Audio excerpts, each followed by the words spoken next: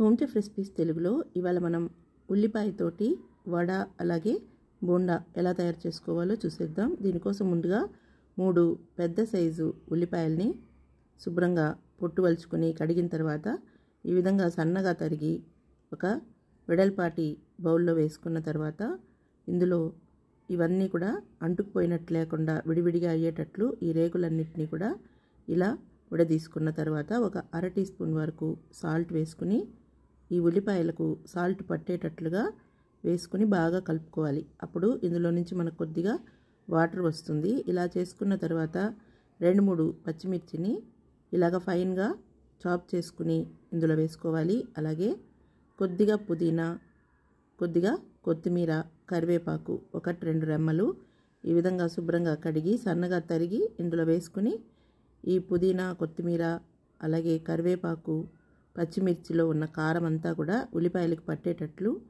బాగా కలుపుకోవాలి. తర్వాత ఇందులో మనం పిండిల్ని యాడ్ చేసుకుంటామన్నమాట. ముందుగా ఒక పావు కప్పు వరకు శనగపిండి వేసుకోవాలి.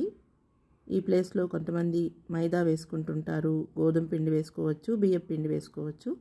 అలాగే పావు కప్పు శనగపిండికి 1 టీ స్పూను బియ్యం పిండి, పావు స్పూన్ పసుపు, 1 స్పూన్ కారం, పావు స్పూను గరం మసాలా పొడి, పావు స్పూను ధనియాల పొడి, పావు స్పూను జీలకర్ర పొడి వేసుకున్న తర్వాత అర స్పూను సోంపు, అర స్పూను జీలకర్ర కూడా వేసుకుని ఈ పిండి మొత్తాన్ని ఈ ఉల్లిపాయలకు కలిసిపోయేటట్టుగా బాగా కలుపుకోవాలి. ఈ ఉల్లిపాయల్లో ఉండే తడి సరిపోతుందన్నమాట. మనం విడిగా వాటర్ వేయాల్సిన అవసరం లేదు. చూస్తున్నారు కదా, ఈ విధంగా పిండి మొత్తం ముద్దలాగా అయిన తర్వాత కొద్ది కొద్దిగా చిన్న పిండి ముద్దలాగా చేసుకుని ఇలా అరచేతిలో కొద్దిగా తడి చేసుకుని వడల్లాగా ఒత్తుకోవచ్చు. లేదంటే తడిపిన బట్ట పైన కానీ లేదా పాలిథిన్ పేపర్కి ఆయిల్ రాసుకుని దాని మీదైనా ఈ విధంగా వడల్లాగా ఒత్తేసుకోవాలి. ఇలాగే మనం పిండినంతా కూడా చేసుకున్న తర్వాత దీన్ని మనం కావాలనుకుంటే వడల్లాగాను చేసుకోవచ్చు, చిన్న చిన్న బోండాల్లా కూడా చేసుకోవచ్చు అన్నమాట.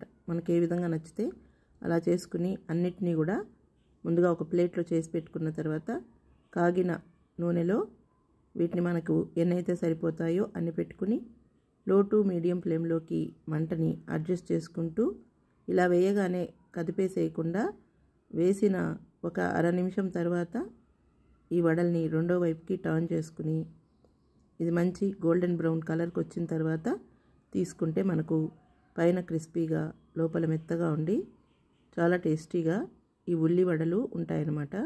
దీన్ని మనం టీ టైం స్నాక్గా కూడా చేసుకోవచ్చు, లేదా పిల్లలకి స్నాక్ బాక్స్లో పెట్టి పంపించడానికి కూడా చేసుకోవచ్చు అనమాట.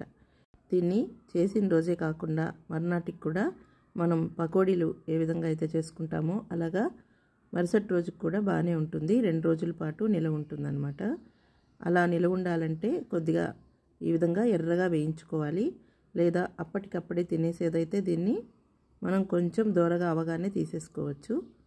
ఇక్కడ చూస్తున్నట్టుగా మనం రౌండ్ షేప్లో దీన్ని తయారు చేసుకుని బోండాల్లా కూడా వేసుకోవచ్చు అనమాట. ఎలా చేసుకున్నా టేస్ట్ అయితే చాలా బాగుంటుంది. ఇందులో మనము సాల్ట్ మాత్రమే టేస్ట్ చూసుకుని చివర్లో అడ్జస్ట్ చేసుకుని వేసుకుంటే సరిపోతుందన్నమాట. ఈ రెసిపీ మీకు నచ్చినట్లయితే మీరు ఇంట్లో ఒకసారి తయారు చేసి చూసి ఎలా వచ్చిందో కామెంట్ చేయండి. నచ్చితే కనుక ఈ రెసిపీ వీడియో లింక్ని మీ ఫ్రెండ్స్కి, రిలేటివ్స్కి షేర్ చేయండి, లైక్ చేయండి.